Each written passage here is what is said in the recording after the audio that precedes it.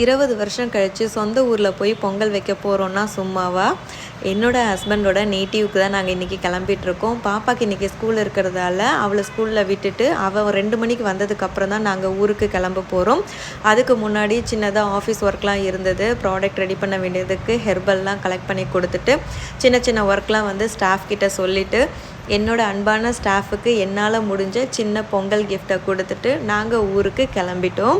Starting wifi எப்படி இருக்குது பாருங்கள். கொஞ்ச நேரம் ட்ராவல் பண்ணதும் பாப்பா வந்து தூங்கிட்டா. டீ டைம் கொஞ்சம் நேரம், அதுக்கப்புறம் நைட்டும் வெளியே நாங்கள் சாப்பிட்டுட்டோம். 8 ஹவர்ஸ் ட்ராவலு. திருநெல்வேலி பத்தமடைக்கு தான் நாங்கள் வந்து போயிட்டுருக்கோம். ஹஸ்பண்டோட நேட்டிவ் அங்கே தான்.